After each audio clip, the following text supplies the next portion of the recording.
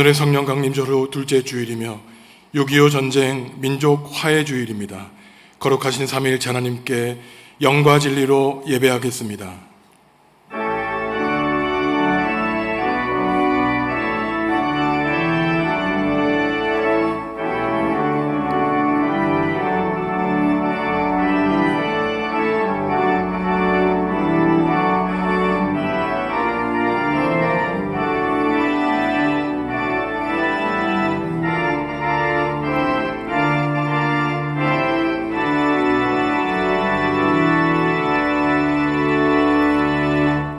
하나님, 한 주간 우리를 지켜주시고 오늘 거룩한 주일 예배 자리로 인도해 주시니 감사합니다. 오늘은 6.25 전쟁 민족 화해 주일입니다. 다시는 동족 상잔의 비극이 일어나지 않고 민족 화해와 평화 통일을 이루게 하여 주옵소서. 이 시간 오직 주님만을 경배하오니 우리의 예배를 기쁘게 받아 주옵소서. 예수님의 이름으로 기원하옵나이다. 아멘. 하늘에 계신 우리 아버지, 아버지의 이름을 거룩하게 하시며 아버지의 나라가 오게 하시며 아버지의 뜻이 하늘에서와 같이 땅에서도 이루어지게 하소서. 오늘 우리에게 일용할 양식을 주시고 우리가 우리에게 잘못한 사람을 용서하여 준 것 같이 우리 죄를 용서하여 주시고 우리를 시험에 빠지지 않게 하시고 악에서 구하소서. 나라와 권능과 영광이 영원히 아버지의 것입니다. 아멘.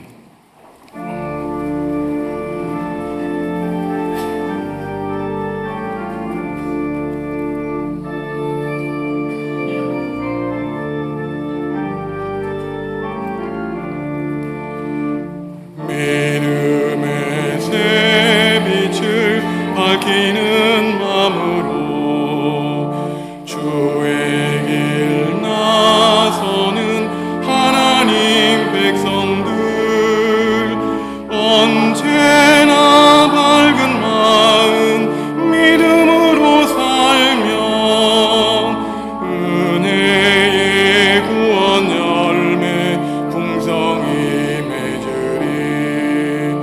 소망의 새 빛이 가득한 마음으로 주의 길 따르는 하나님 백성들, 언제나 푸른 마음 소망으로 살면 영광의 하늘나라 면류관 얻으리. 사랑의 새 빛을 나누는 마음으로 주의 길 행하는 하나님 백성들, 언제나 넓은 마음 사랑으로 살면 평화의 주님 나라 이 땅에 이루리.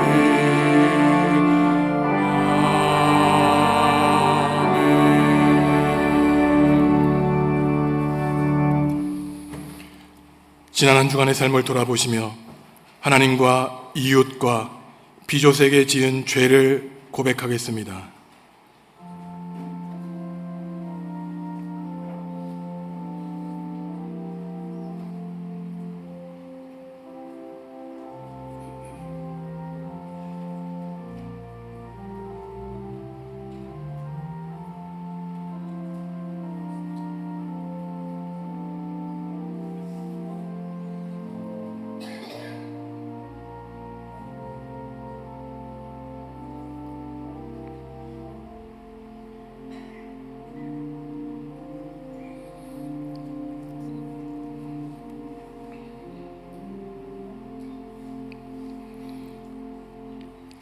하나님이 우리에게 주시는 용서의 말씀입니다. 그러므로 이제 그리스도 예수 안에 있는 자에게는 결코 정죄함이 없나니 이는 그리스도 예수 안에 있는 생명의 성령의 법이 죄와 사망의 법에서 너를 해방하였음이라. 아멘. 나는 전능하신 아버지 하나님 천지의 창조주를 믿습니다. 나는 그의 유일하신 아들 우리 주 예수 그리스도를 믿습니다. 그는 성령으로 잉태되어 동정녀 마리아에게서 나시고 본디오 빌라도에게 고난을 받아 십자가에 못 박혀 죽으시고 장사된 지 사흘 만에 죽은 자 가운데서 다시 살아나셨으며 하늘에 오르시어 전능하신 아버지 하나님 우편에 앉아 계시다가 거기로부터 살아있는 자와 죽은 자를 심판하러 오십니다. 나는 성령을 믿으며 거룩한 공교회와 성도의 교제와 죄를 용서받는 것과 몸의 부활과 영생을 믿습니다. 아멘. 그 땅 이스라엘 모든 산에서 그들이 한 나라를 이루어서 한 임금이 모두 다스리게 하리니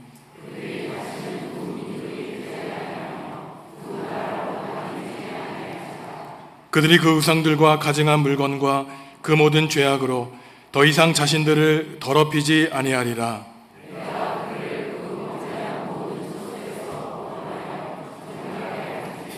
그들은 내 백성이 되고 나는 그들의 하나님이 되리라.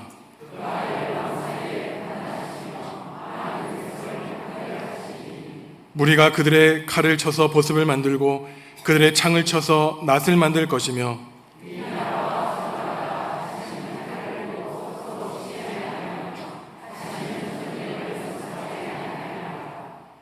내가 에브라임의 병거와 예루살렘의 말을 끊겠고 전쟁하는 활도 끊으리니 그의 통치는 바다에서 바다까지 이르고 유브라데 강에서 땅끝까지 이르리라.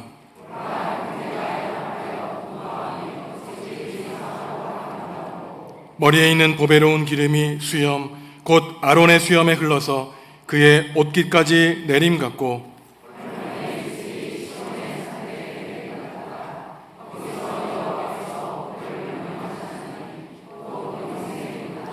아멘.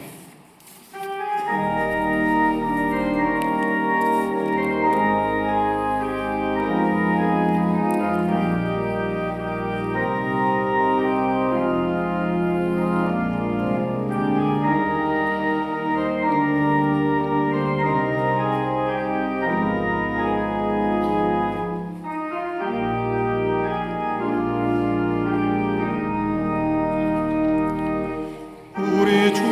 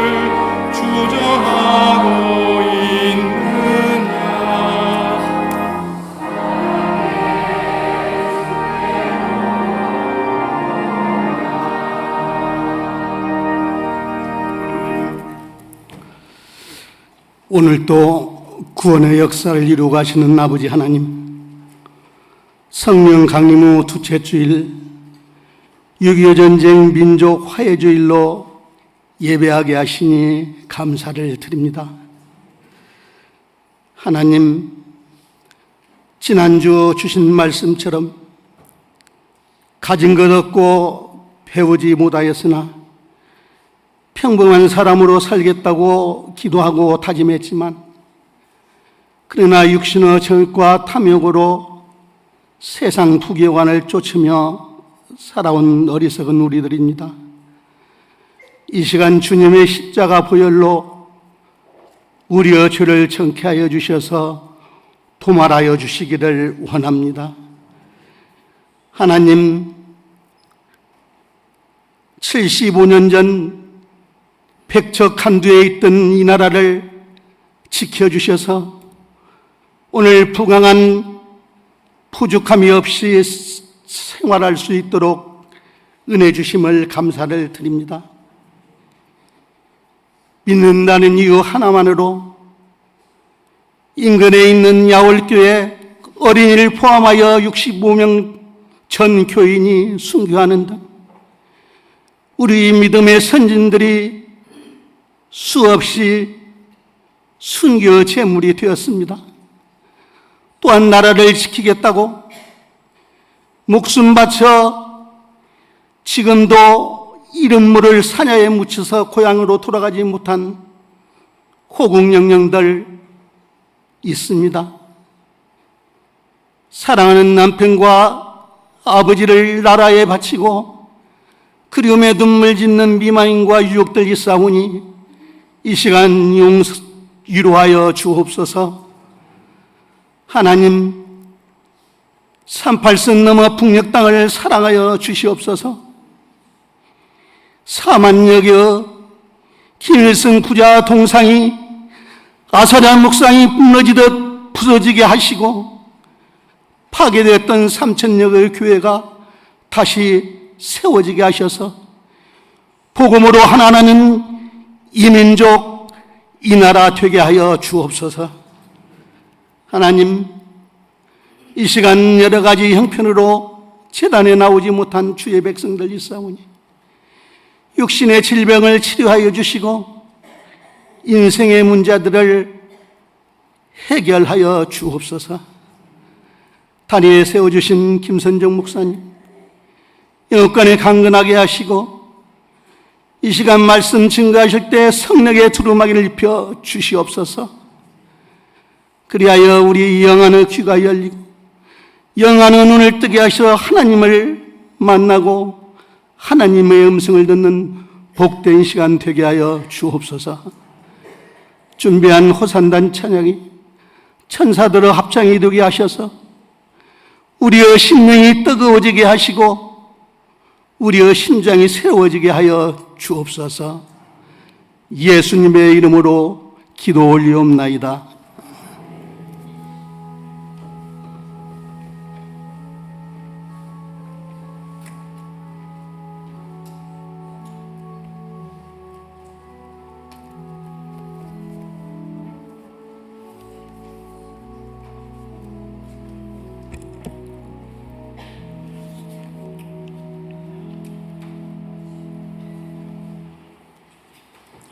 내 형제들아, 만일 사람이 믿음이 있노라 하고 행함이 없으면 무슨 유익이 있으리요? 그 믿음이 능히 자기를 구원하겠느냐? 만일 형제나 자매가 헐벗고 일용할 양식이 없는데 너희 중에 누구든지 그에게 이르되 평안히 가라, 덥게 하라, 배부르게 하라 하며 그 몸에 쓸 것을 주지 아니하면 무슨 유익이 있으리요? 이와 같이 행함이 없는 믿음은 그 자체가 죽은 것이라. 어떤 사람은 말하기를 너는 믿음이 있고 나는 행함이 있으니 행함이 없는 내 믿음을 내게 보이라. 나는 행함으로 내 믿음을 내게 보이리라 하리라. 내가 하나님은 한 분이신 줄을 믿느냐? 잘하는도다.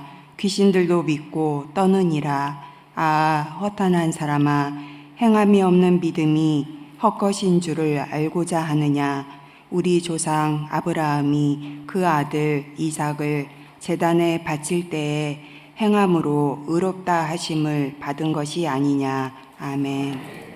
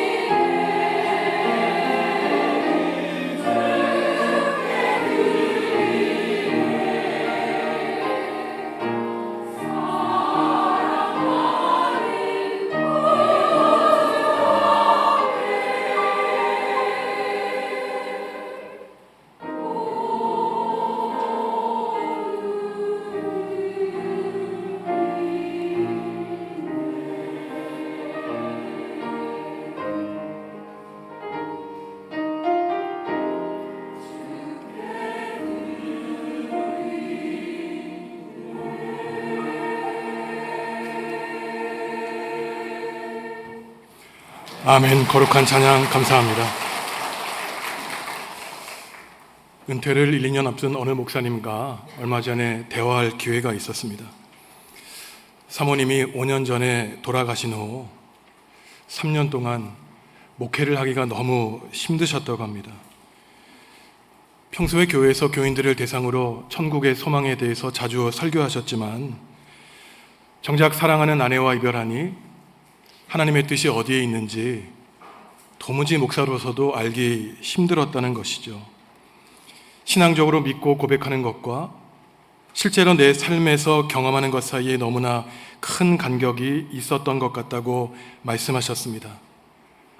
천국과 지옥이 있다는 것, 성경에서 이미 분명하게 우리에게 말하고 있고 늘 설교했지만 정작 아내와 이별 전에는 머리로만 믿고 말했던 것 같았다고 말씀하십니다.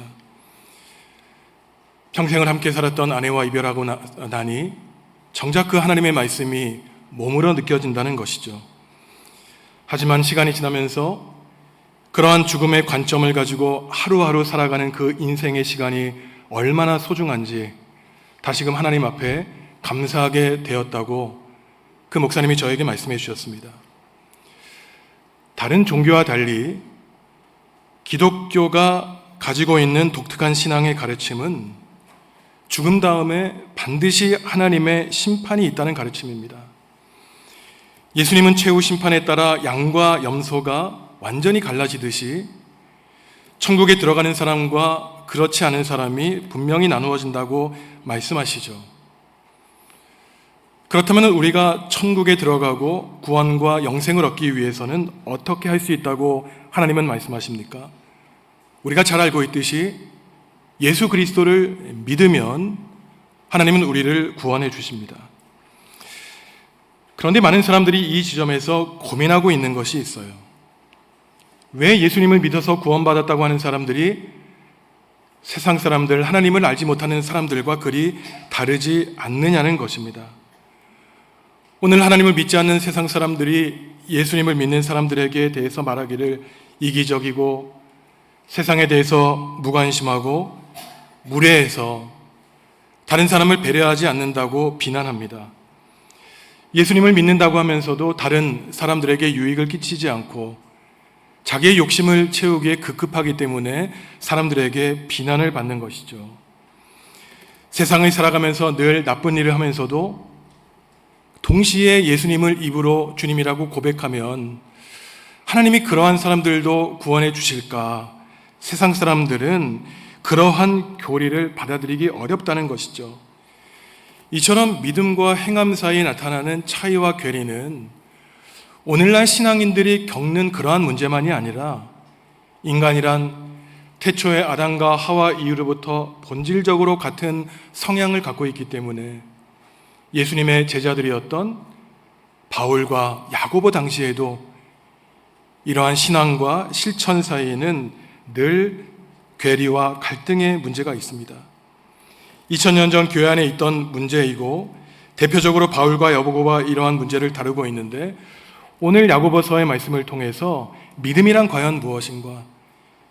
실천이 없다면 우리가 구원을 받을 수 있는가? 이러한 믿음과 행함 사이에 있는 문제에 대해서 깊이 묵상하고 늘 우리를 혼란스럽게 하는 이러한 문제를 오늘 한 번에 정리해 보려고 합니다. 먼저 바울은 우리가 잘 알고 있듯이 믿음으로 구원을 얻는다고 말하죠. 자신이 행한 공로와 업적으로 스스로를 구원할 수 없다고 하는 것이 성경의 복음의 핵심인 것입니다.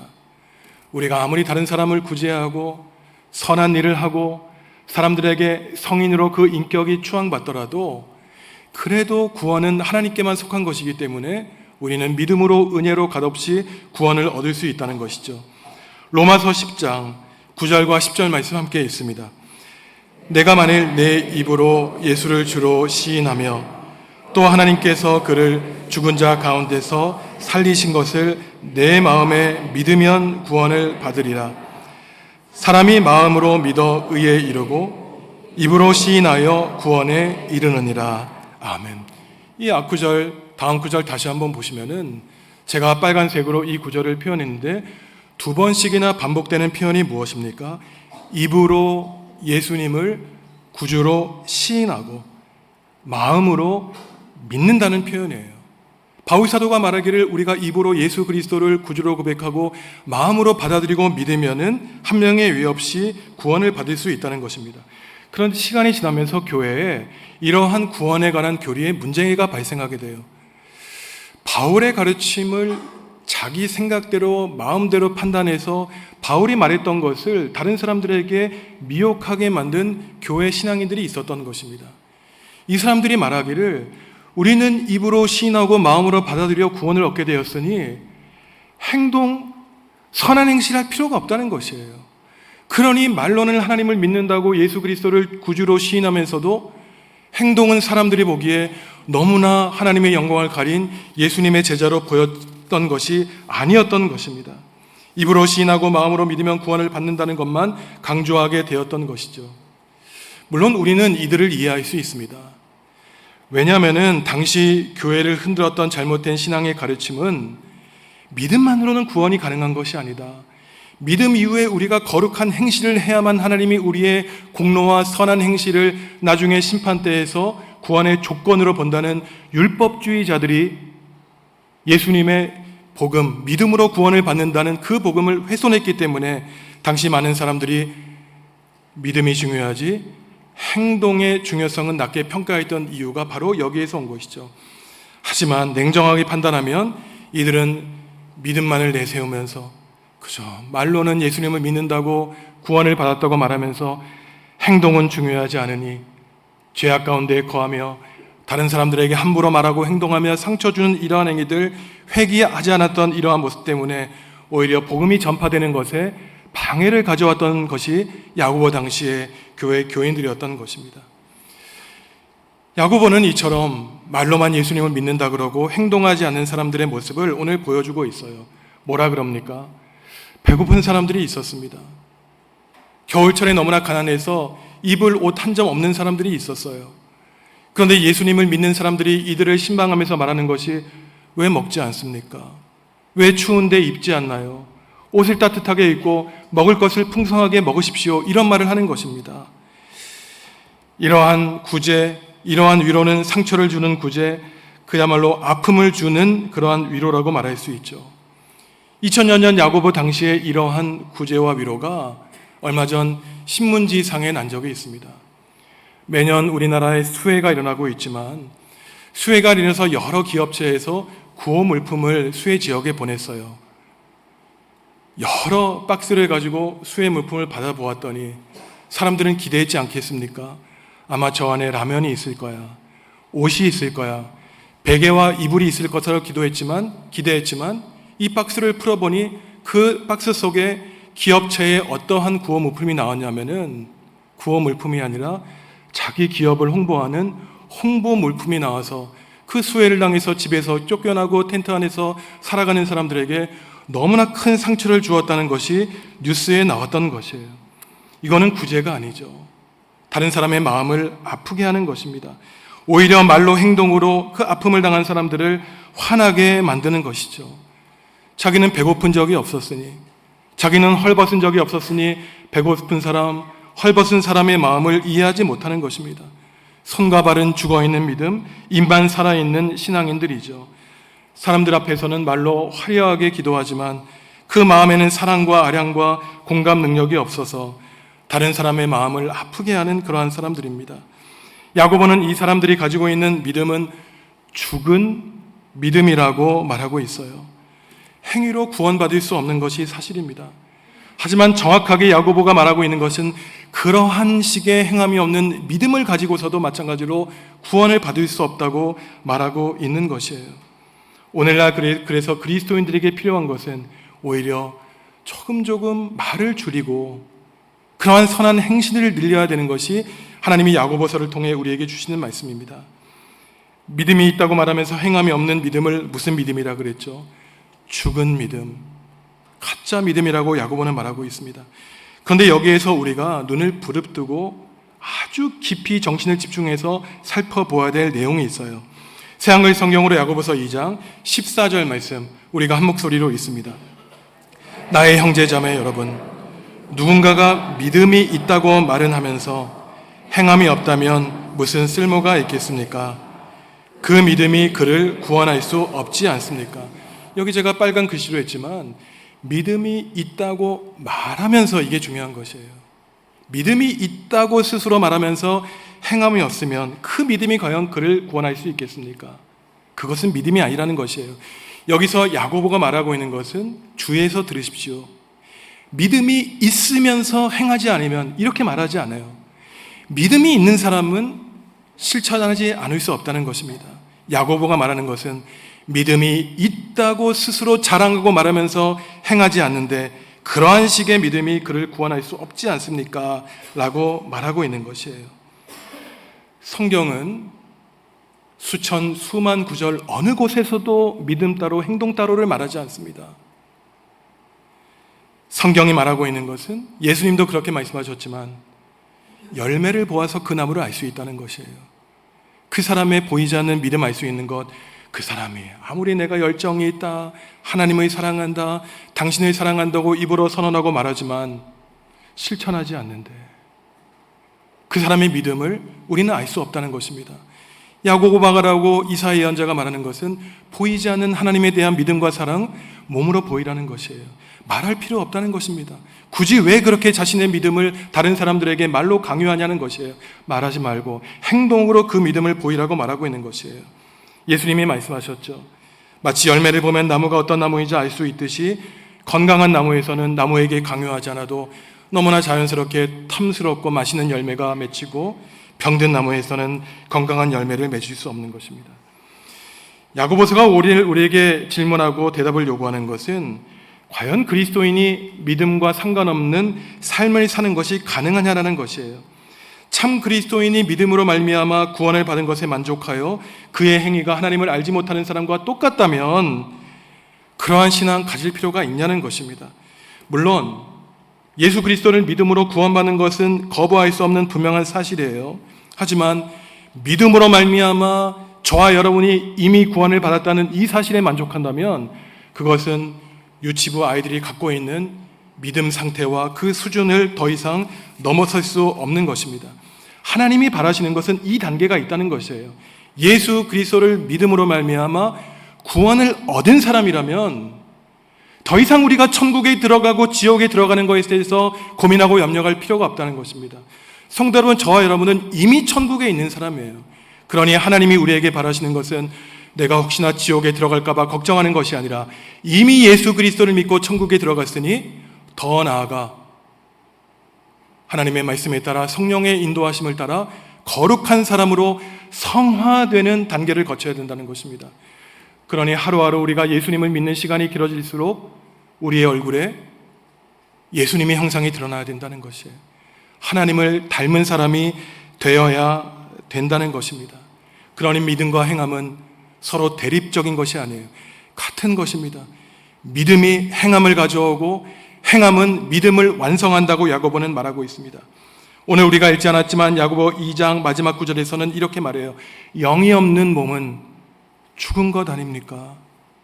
그러니 행함 없는 믿음도 죽은 것입니다. 야고보가 말하고 있어요. 행함이 없는 믿음은 매일 예배당에 나와서 마치 미신적으로 주문을 외워 의미 없는 신앙생활을 하는 것과 다르지 않다는 것입니다. 그러한 믿음은 우리에게 구원을 가져오지 못한다는 것이죠.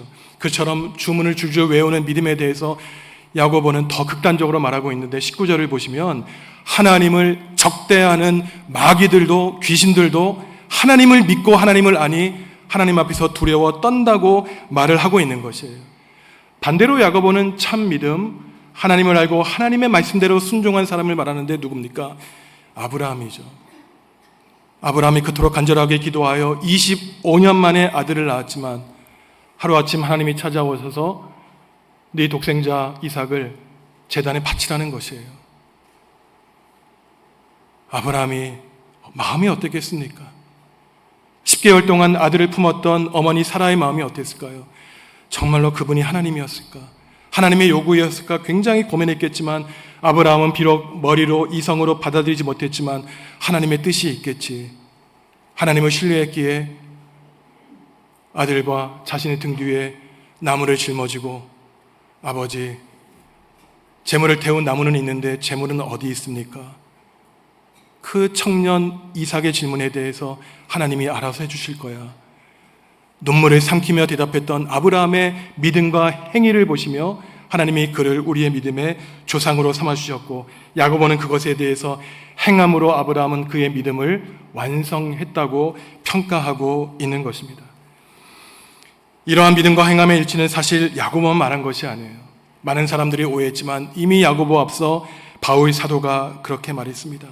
많은 사람들은 바울의 구원론을 믿음으로 구원을 얻을 수 있다고 생각하지만 그것은 그의 가르침을 이해하지 못하고 오해한 것이에요. 갈라디아서 5장 25절과 26절 말씀 함께 있습니다. 만일 우리가 성령으로 살면 또한 성령으로 행할지니 헛된 영광을 구하여 서로 노엽게 하거나 서로 투기하지 말지니라. 아멘. 성령님의 인도하심을 따라 살면 성령님의 인도하심을 따라 그 믿음을 행동으로 보인다고 바울 사도는 말하고 있는 것이에요. 야고보가 똑같은 말 하지 않았습니까? 믿는다면 그 믿음을 행동으로 보여주라는 것입니다. 그래서 바울 사도가 오늘 갈라디아서에서 말하는 것은 성령님의 인도하심을 따라 성령님의 뜻대로 행하는 사람의 특징은 무엇입니까? 헛된 영광을 구하지 않는다는 것이에요. 그리고 다른 사람을 화나게 하지 않는다는 것입니다. 그리고 마지막으로 서로 질투하지 않는다는 것이에요. 하나님께 영광을 올려드린다는 것입니다. 여러분, 이 말이 너무 추상적으로 들릴지 모르지만 여러분, 가정을 한번 생각해 보십시오. 남편과 아내가 있습니다. 서로 사랑해서 가정을 일구었어요. 그 사랑의 결실로 자녀를 낳았습니다. 그런데 그 뜨거웠던 사랑 어디에 갔습니까? 남편과 아내가 서로를 찔러대는 것이에요. 심기를 불편하게 합니다.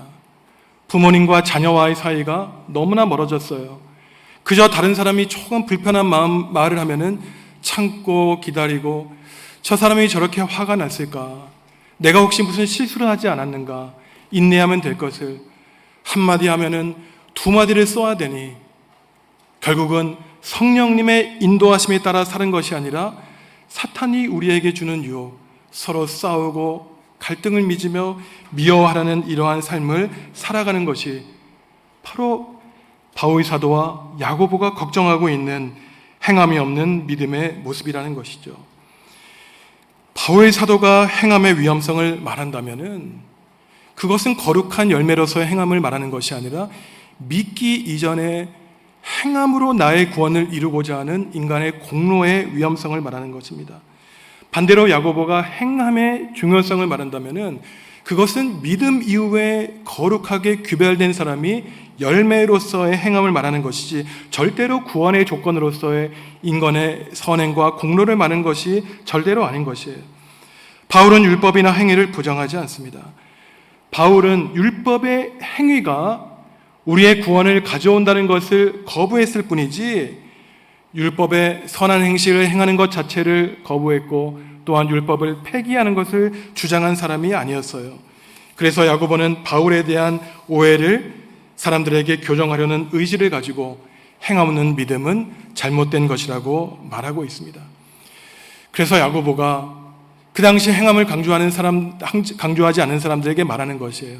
여러분 믿음이 있습니까? 저는 저의 믿음을 행함으로 보이겠습니다. 여러분, 도대체 여러분이 가지고 있는 믿음을 어떻게 하나님과 사람에게 증명하겠습니까?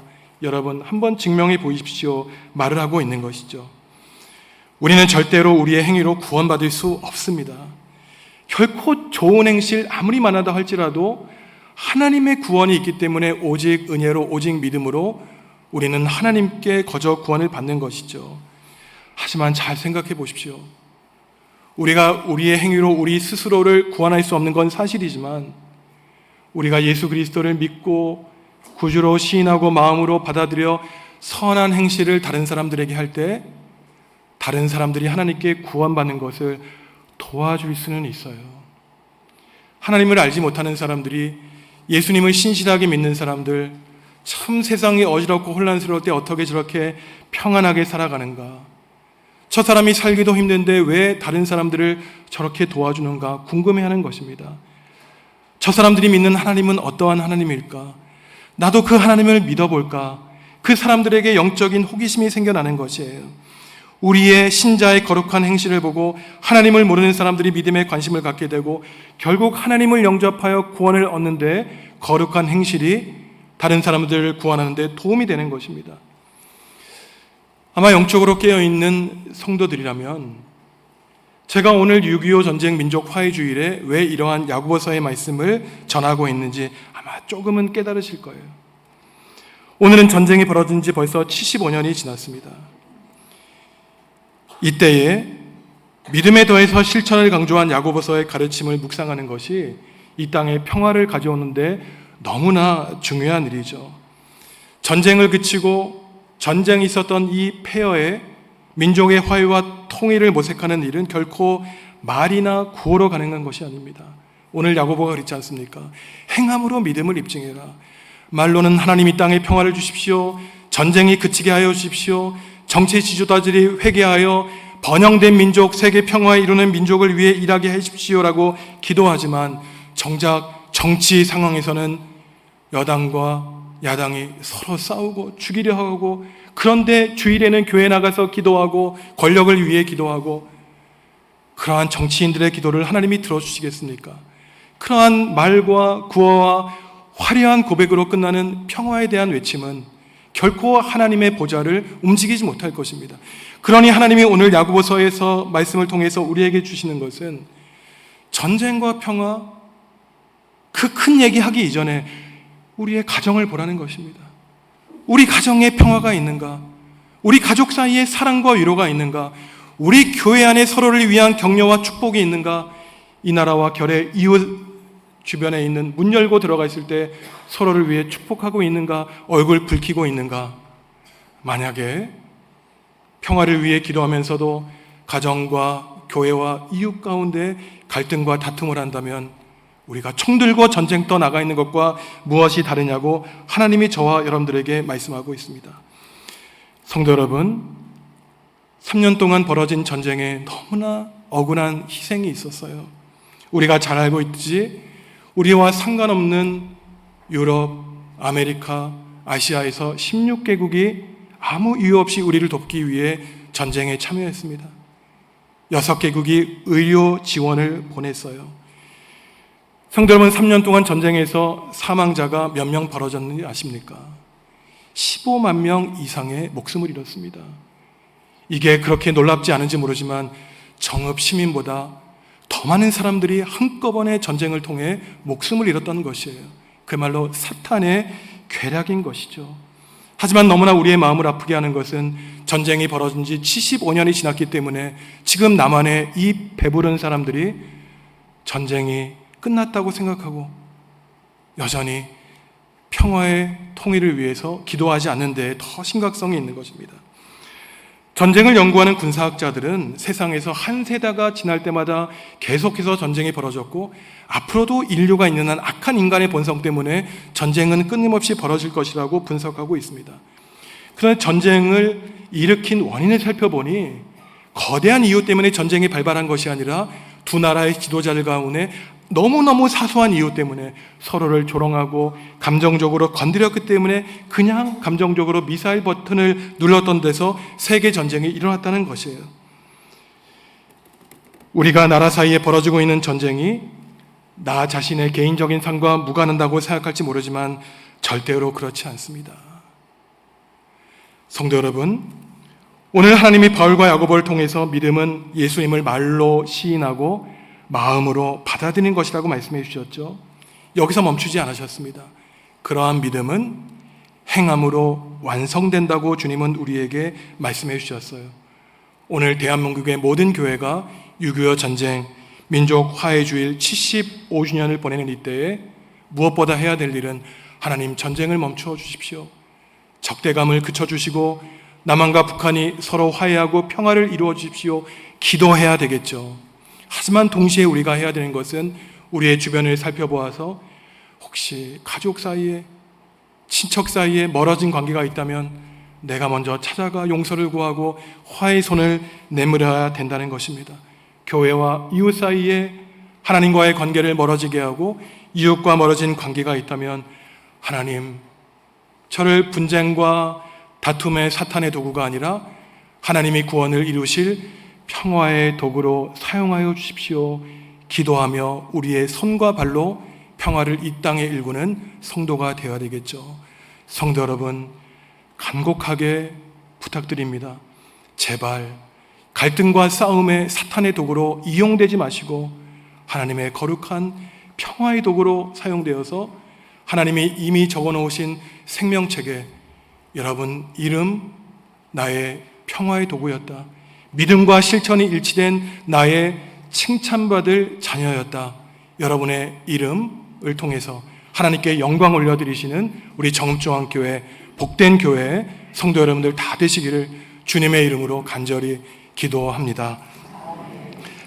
하나님, 우리 교회가 민족 상잔의 고통을 겪은 6.25 전쟁이 벌써 75년을 맞이하게 되었습니다. 정의와 평화를 위해 싸웠던 순국선열의 숭고한 뜻을 생각하며 오늘을 살아가는 우리가 평화를 위해 무엇을 하고 있는지 돌아봅니다. 혹시나 말로만 평화를 외치는 우리가 아니라 평화를 이루기 위해 힘써 행하는 살아있는 그리스도인이 되게 하여 주시옵소서. 오늘 야고보 사도를 통해 말씀하여 주신 것처럼 죽은 믿음을 가지고 살아가는 것이 아니라 행함으로 믿음을 완성해서 하나님 나라와 교회를 위해서 헌신하는 주님의 복된 자녀 되게 하여 주옵소서. 예수님의 이름으로 기도합니다. 아멘.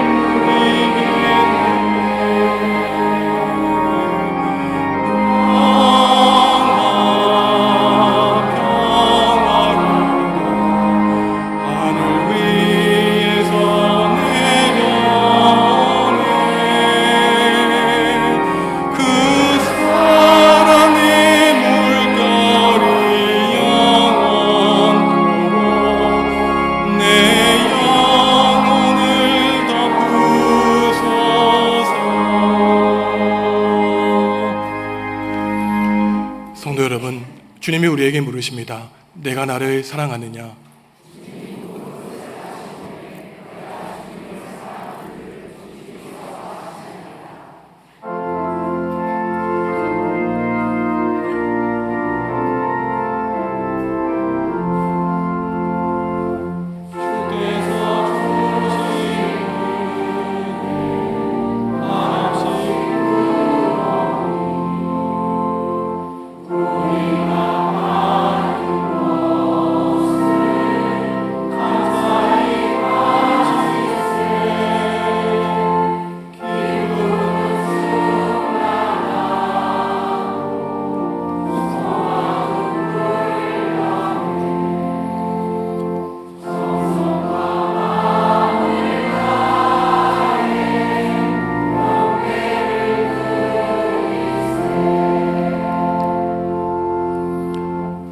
하나님, 우리를 하나님의 자녀 삼아 주시고 구원해 주실 뿐만 아니라 하나님의 구원에 이룰 도구로 사용하여 주시니 감사합니다. 세상을 살아갈 때 때로는 실패하고 넘어지며 하나님을 떠나 살 때도 있었지만 참아주시고 기다려주시며 용서해 주신 하나님의 사랑과 은혜에 감사합니다. 오늘 성령 강림절후 둘째 주일이자 6.25 전쟁 민족 화해주의를 보내며 성령님의 인도하심을 따라 성령님의 뜻대로 행하며 전쟁과 갈등과 싸움이 아니라 이 땅의 평화를 일구어 나가는 평화의 도구로 살기로 다짐하오니 성령님의 능력을 우리에게 부어 주시옵소서. 남과 북의 정치인들에게 평화의 마음 주셔서 갈등과 대립의 과거의 시대를 넘어 화해와 평화의 미래의 시대, 일치된 민족을 이뤄나갈 수 있도록 하나님 이들의 마음을 감동시켜 주옵소서. 이 땅에서 여전히 벌어지고 있는 러시아 또한 이스라엘의 전쟁 어서 빨리 멈춰 주시고 전쟁으로 인하여 목숨을 잃은 불행한 일이 더 이상 벌어지지 않게 하여 주시옵소서. 7월 19일부터 8월 9일까지 진행될 여름 성경학교와 수련회를 위하여 교역자와 교사들이 기도하며 준비하고 있사오니 이들과 동행해 주시고 이들의 헌신을 기쁘게 받아 주시옵소서. 여름철 또다시 시작될 장마로 많은 사람들이 염려하고 있습니다. 하지만 자연과 역사의 주인이신 하나님 앞에 겸손하여 우리를 돌보아 주시고 지켜 보호해달라고 기도하는 그리스도인이 될 때 하나님 우리와 동행하여 주시는 놀라운 은혜를 맛보게 하여 주시옵소서.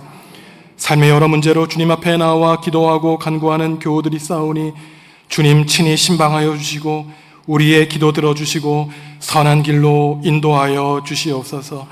주님께 거룩한 예물 드립니다. 우리의 예물이 주님께 기쁨 되게 하여 주시고 하나님을 섬기는 우리 정읍중앙교회가 가난하고 헐벗은 사람들을 구제하는 믿음과 행동이 일치된 교회 될 수 있도록 모든 교우들에게 참 믿음 허락하여 주시옵소서. 예수님의 이름으로 기도합니다. 아멘.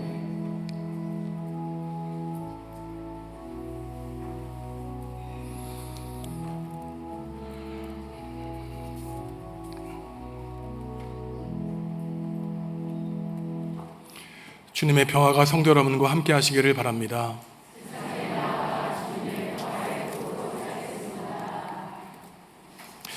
오늘은 성령 강림절 후 둘째 주일이고 6.25 전쟁 민족 화해 주일입니다. 주변에 있는 가족, 일가, 친척, 이웃들과 서로 사랑하고 화해하는 한 주간 보내시기 바랍니다. 주보에 나와 있듯이 7월 19일부터 8월 9일까지 교회와 교회 밖에서 여름 성경학교와 수련회를 우리 교역자들과 교사들이 준비하고 있습니다. 우리의 자녀들이 참 믿음을 배워서 하나님의 거룩한 행실로 하나님께 영광 돌려드리는 자녀들 될 수 있도록 우리 자녀들을 위해 축복해 주시고 기도해 주시기 바랍니다. 제가 오늘 일부 예배 후에 참 기쁘고 감사한 일이 있었습니다. 여러분들 궁금하시죠?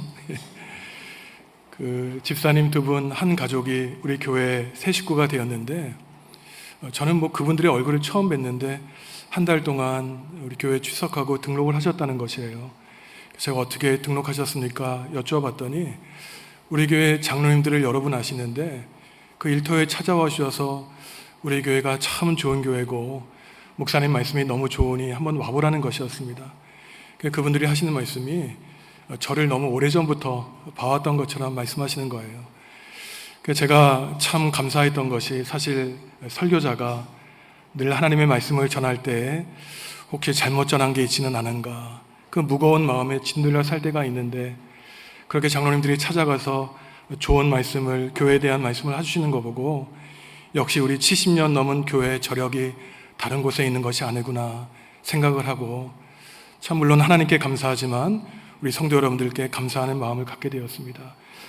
여러분, 교회에 대해서 우리 교회가 건강한 교회임을, 또 복음의 바로 선 교회임을 자랑하기 위해서는 먼저 저와 여러분 한 명 한 명이 복음의 믿음 위에 든든히 서가야 됩니다. 우리 교회를 자랑하는 것이 아니라 복음을 자랑할 때에 우리 교회가 이 땅에 절망적인 세상에 소망을 전파할 수 있는 교회가 되겠죠. 일주일 동안 세상에 나아가 흩어지는 교회 교인으로 살아갈 때 예수님을 자랑하고 복음을 자랑해서 우리 교회가 이 어두운 세상에 복음의 소망과 밝은 빛을 전하는 교회가 되기를 우리가 함께 꿈꾸면 좋겠습니다. 이것이 저의 기쁨과 감사의 내용이었습니다. 별건 아닙니까? 자리에서 일어나서 주님께 찬양하겠습니다.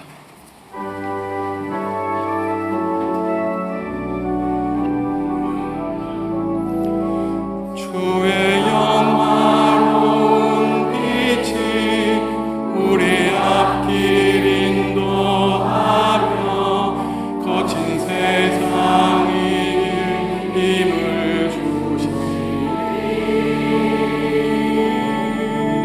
주의 영화로운 빛이 우리 앞길 인도하며 거친 세상 힘을 주시니 영원히 인도하시리. 아멘.